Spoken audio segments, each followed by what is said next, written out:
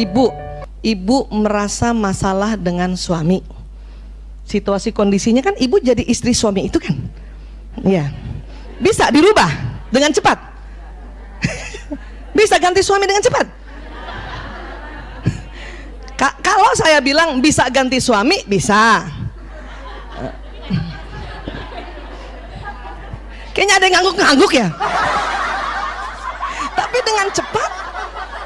Jadi kalau kita masalah sama suami, yang diganti apanya? Suaminya atau emosinya?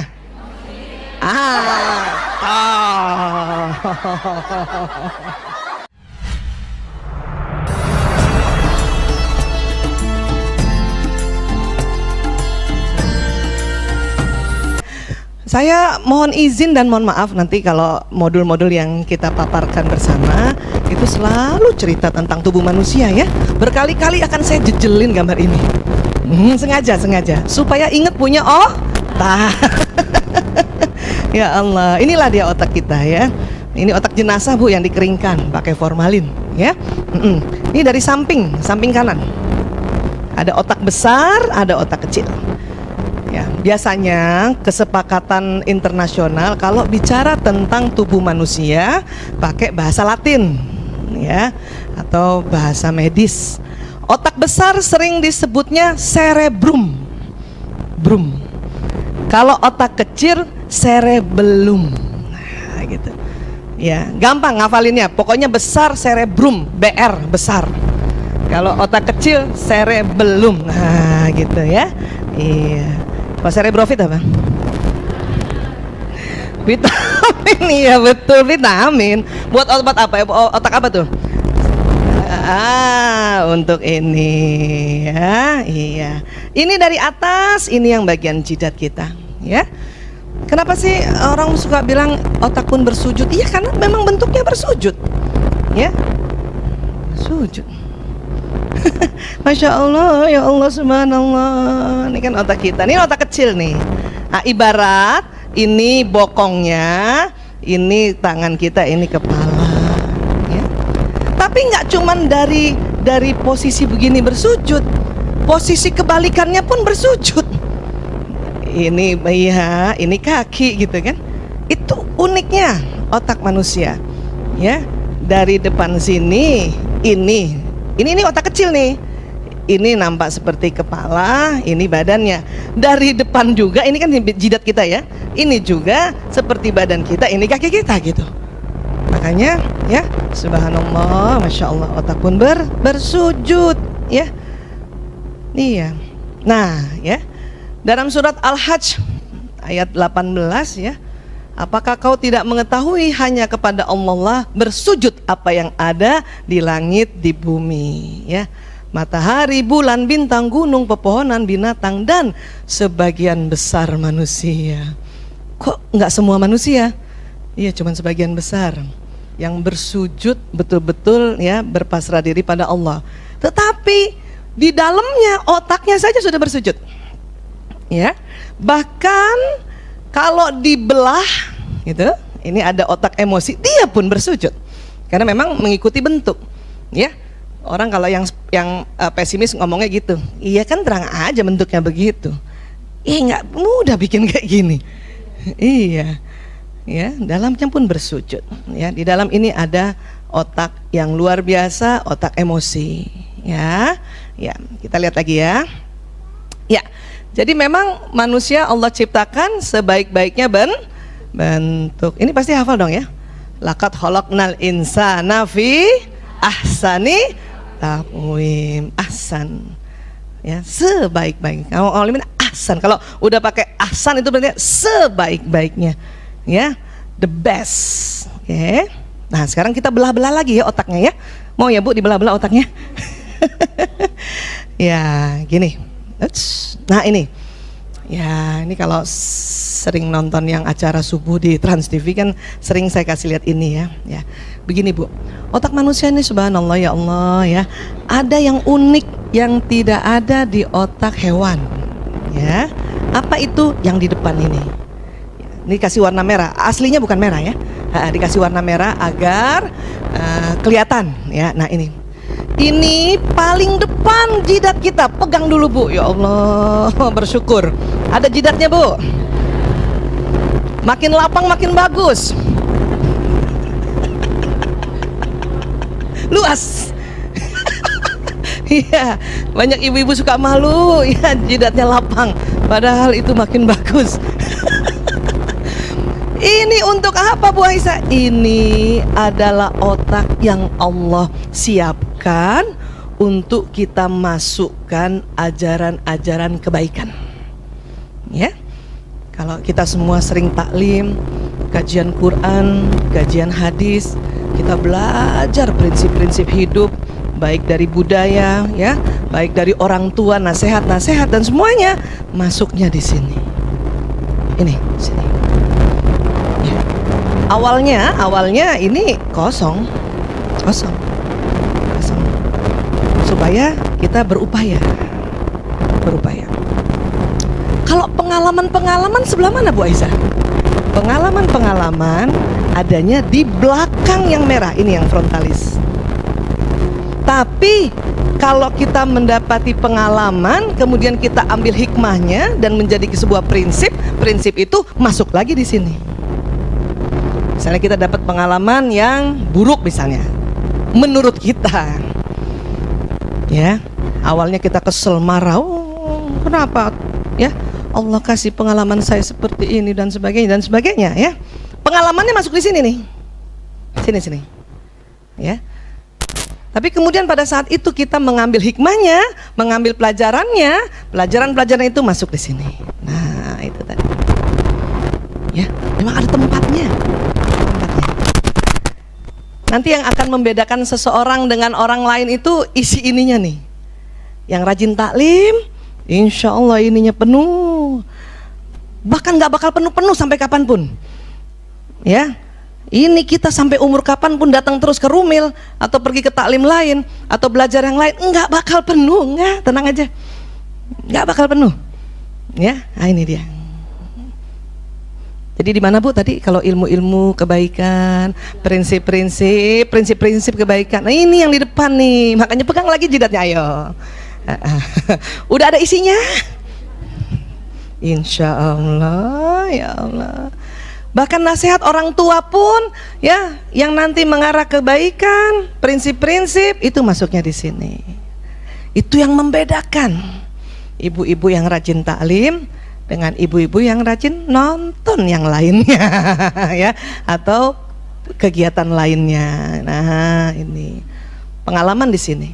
Nah, kalau pengalaman tentu bercampur memorinya, pengalaman baik dan pengalaman buruk. Itu kan kata kita, ya, pengalaman buruk atau baik, ya. Itu nanti memorinya di sini. Itu juga nggak bisa hilang, sama juga nggak bisa hilangnya yang di sini. Ya, nah itu tuh. Ibu punya pengalaman buruk? Ada ya?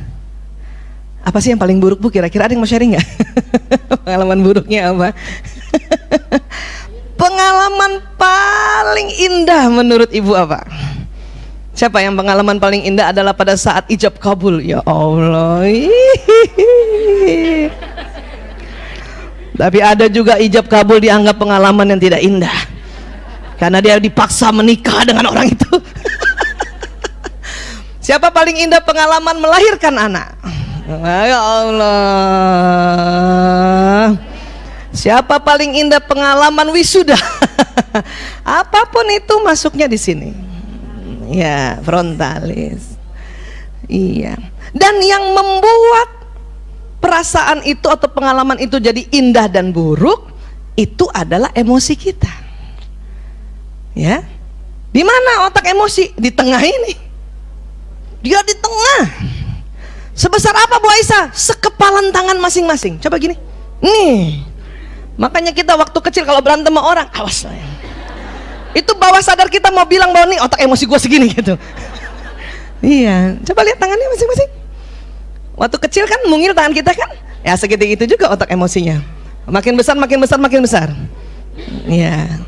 Kalau makin gemuk gimana Bu Aisyah? Ya beda-beda dikit aja gitu ya. Nah ini segini kira-kira. Di dalam ya.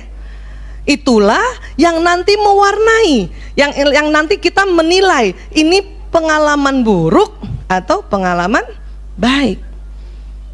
Ya. Kan sama aja kan. Ini kita sama duduk di sini sama-sama. Ada kipas angin gitu ya.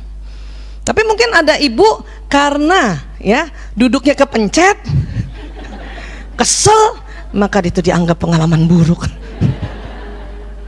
Padahal sama aja duduknya di sini aja kan. Iya.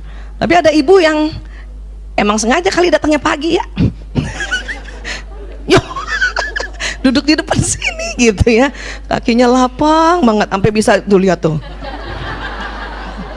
Lurus kaki. Ya, nggak apa-apa, paham. Ya, karena gembira jadi pengalaman baik kan gitu. Ya, iya. Ibu pernah dengar istilah masalah? Masalah. Ya, ya. Problem, masalah. Sebetulnya apa masalah itu? Problem itu. Sebetulnya masalah atau problem itu, kata para ahli emosi begini. Masalah sama dengan sikon plus emosi negatif. Wah, itu.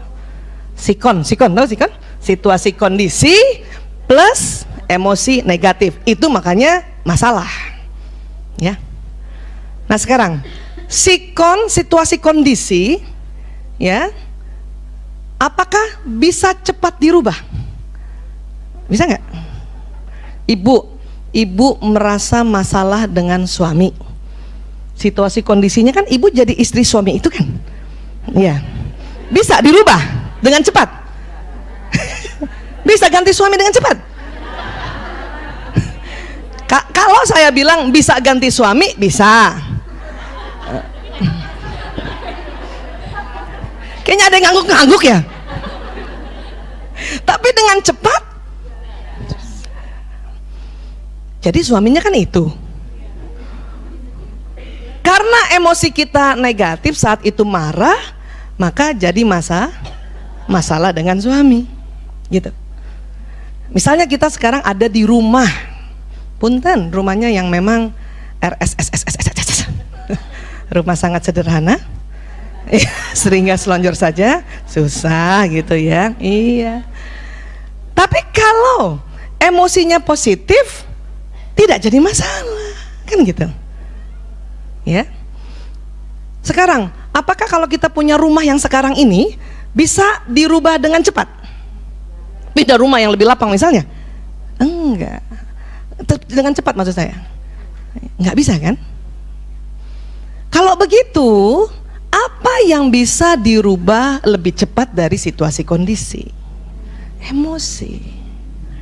Masalah adalah situasi kondisi plus emosi negatif. Sepakat dulu ya. Jadi gampang kan? Jadi kalau ibu merasa ada masalah, entar dulu, langsung tuh dipetakan. Tuh situasi kondisinya apa ya? Saya masalah sama anak saya yang pertama. Terus situasi kondisinya apa? Oh, anak saya ini. Ya. Cuman kenapa jadi masalah? Emosi saya lagi kesel sama tuh anak. Ya. Anak nggak bisa dirubah kan? Bisa ibu dengan cepat mengganti anak? Nggak mungkin. Situasi kondisi.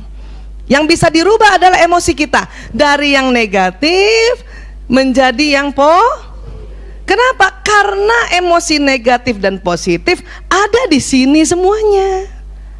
Gampang jadinya. Jadi kalau masalah adalah sikon plus emosi negatif, sekarang kita rubah emosi positifnya, maka masalah terselesaikan. Jadi kalau kita masalah sama suami, yang diganti apanya? Suaminya atau emosinya?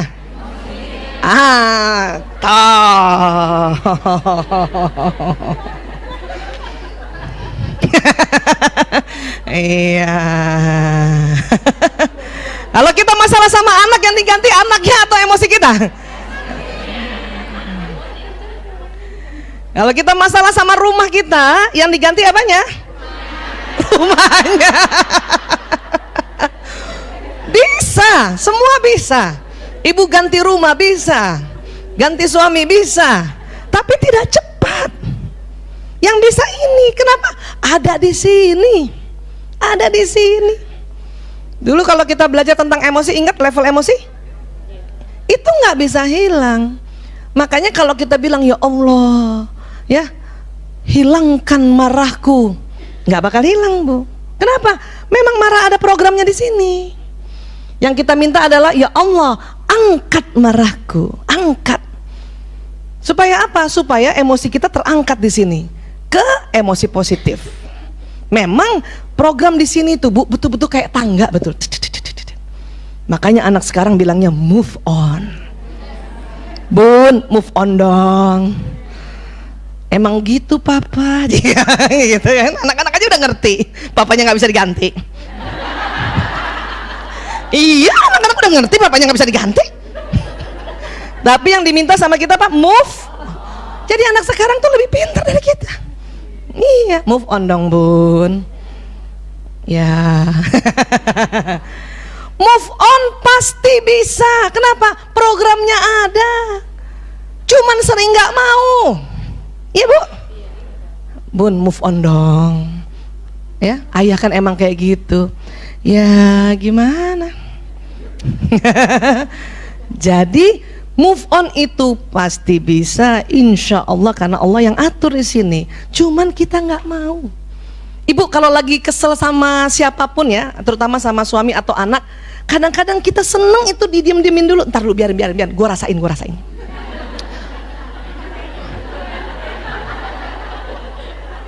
Kok seneng banget sih ngerasain kesel? Bu, kok seneng banget sih ngerasain? Punten, nanti yang sebelah sini nggak kelihatan. Ya, kok seneng banget sih ngerasain? Biarin. Supaya apa? Supaya saya bisa melabrak dia. Ya Allah. Ya, nah ini tadi, nih ya di sini. Ya. Tapi Bu Aisyah, saya cepet kok move on. Ya, ada yang lagi, ih saya susah banget move on. Kenapa ya? Padahal semua program ada di kepala. Itu berarti tergantung satu lagi faktor apa? Watak di sini. Watak di sini di kepala Ibu. Coba pegang lagi kepalanya. Ya Allah Bu, itu ada watak Ibu di situ. Sejak kapan ada itu? Ya, sejak Ibu lahir lah. Programnya sudah ada di sini, Ada orang yang memang ya hasratnya damai. Watak ini kan ada yang damai. Masih ingat ya? Itu kali kalau move on lebih mudah itu. Damai, orang damai kan. Ada orang watak hasratnya kuat, keras. Dia mau move on, tapi dia nggak akan bilang. Ya, saya move on, dia nggak akan bilang. Ya. Ada juga orang yang wataknya gembira. Ya, gembira banget. Kelihatannya move on, dia udah gembira. Kadang-kadang belum. Kenapa? Orang gembira gitu. Ya Allah, Ibu itu gembira banget ya. Tapi kenapa matinya bunuh diri? Ada yang begitu. Karena watak ini, ya watak. Ya. Ada juga yang watak pemikir. Ya, pemikir, perasa. Ah, itu tadi tuh. Ya, move on-nya bukan susah, butuh waktu lama. Jadi bukan susah ya.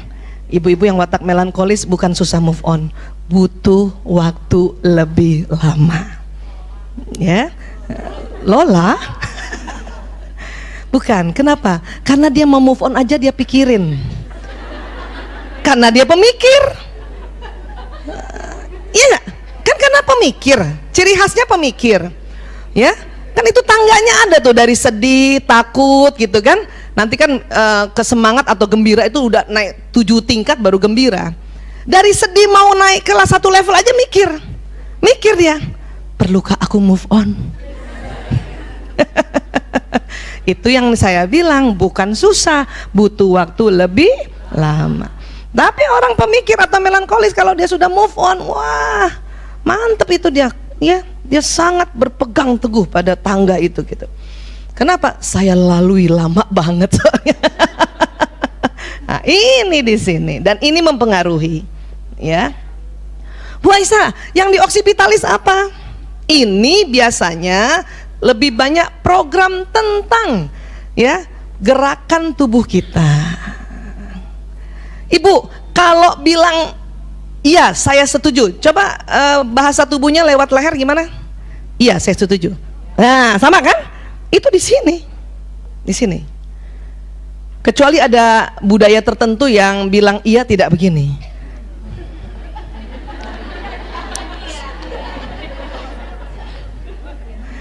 Aslinya begini sebetulnya. Aslinya begini. Kalau tidak begini. Aslinya itu Allah udah kasih gitu. Tapi ada budaya yang turun temurun, ya, secara budaya diajarkan sejak kecil tuh bayi itu.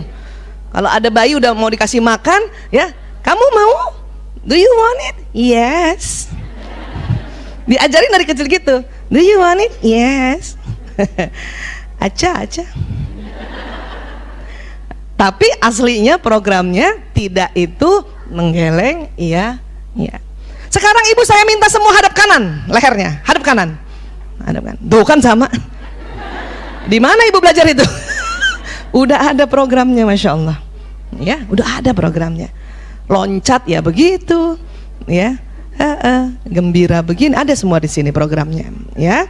Dan begitu banyaknya di sini, saya nggak bisa jelaskan detail. Ya Allah, itu baru terkuak sedikit, ya. Ada lagi yang tahun 2000 terkuak. Waktu itu saya sudah pernah cerita, tapi saya senang ulang-ulang, ya. Nah, ini otak nih. Ini kan tadi kalau kita lihat di dalam, ya, ini kan otak terbelah-belah, ya. Ini lobus frontalis, ini depannya nih prefrontal, ya. Ini yang parietalis, ini watak dan bakat. Kita belum pernah bahas bakat, ya. Nanti insya Allah kita bahas bakat, ya. Ya, ini yang tadi fisik kita, ya. Ini ada lagi penelitiannya, ini di atas telinga tahun 2000 oleh Dana Zohar dan Ian Marshall dari Harvard University dan Oxford University. Satu di USA, satu di London, ya. Apa? Ternyata ditemukan gut spot di lobus temporalis. Jadi ini nih, di dalam otak tuh isinya ini. Ini namanya sel otak neuron. Satu neuron kayak satu komputer tercanggih. Ada program, ada data di dalamnya. Kalau ini kabel betulan nih, kabel listrik betul-betulan. Rupanya neuron yang ada di atas telinga kita nih, yang di warna hijau ini, itu isinya adalah gut spot, ya. Separuh sifat-sifat ketuhanan di situ. Kalau Allah Maha Pengasih, kita juga ada sifat pengasih di situ. Kalau Allah Maha Penyayang, kita ada sifat penyayang di situ. Kalau Allah Maha Adil, kita ada sifat adil di situ. Kalau Allah Maha Kaya, kita juga punya sifat kaya di situ, ya. Kalau Allah Maha, ya, memberikan keselamatan, kita juga punya sifat memberi keselamatan di sini. Di sini. Makanya disepakati istilahnya spiritual intelligence, ini di sini, di atas telinga. Pegang dulu Bu, di atas telinga Bu. Nah, itu di situ. Ya. Ya, kanan kiri. Emang Ibu telinganya berapa? Kanan kiri atuh Ibu. Semua manusia Bu Aisyah. Iya, semua manusia. Punten maaf. Ian Marshall dan Donna Zohar itu bukan muslim. Dia non muslim. Ya? Iya. Tapi mereka yang meneliti di situ. Dia ada gut spot. Ya, di sini, di sebelah sini. Udah ada isinya, Kalau orang Betawi bilang dari sononya. Terus gimana Bu Aisyah? Rupanya kalau kita sebut-sebut ulang-ulang, ya, ini neuron di sini nyala dia. Kalau bahasa sekarang istilahnya terakses. Ya. Ibu kalau beli gadget dari pabriknya udah ada fiturnya nggak? Udah ada program sebagian nggak? Iya. Terus gimana kalau mau dipakai? Ya diaktifkan, diakses, ya diaktifkan, diakses, ya. Nah, ini di atas telinga ini, ya. Jadi rupanya kita pernah dibaiat ya di alam ruh. Ya, ini surat Al-A'raf 172 kan? Iya, ini luar biasa. Allah sampaikan sama kita dan dialognya ini yang alastu birabbikum, ya. Bukankah aku ini Tuhanmu? Apa jawabnya Bu? Iya, qalu bala syahidna. Betul. Iya, engkau Tuhan kami, kami jadi saksi. Ayat ini dilakukan pada zaman waktu kita di azali gitu ya. Ruh itu ya diberikan kesaksian oleh Allah sebelum dimasukkan ke janin kita. Oke. Nah, tapi janin kita itu yang di dalam rahim ibu kita, programnya udah dibikin tentang sifat-sifat ketuhanan di kanan kiri kita. Pada saat ruh dimasukkan, teraktivasi dia, teraktivasi, ya. Allah betul-betul hati-hati terhadap manusia. Kenapa? Dia bikin persaksian dulu. Kenapa? Itu tadi, ya. Kami lakukan yang demikian itu agar di hari kiamat kamu tidak mengatakan sesungguhnya kami adalah orang-orang yang lengah terhadap ini, gitu. Jadi Allah tahu kita suka ngeles. Karena Allah Maha Pencipta kita, ya. Iya, makanya dibikin persaksian. Tetapi di dalam sisi dari neuroscience, waktu ruh dimasukkan itu mengaktifasi program-program yang Allah sudah berikan dalam janin di rahim seorang ibu.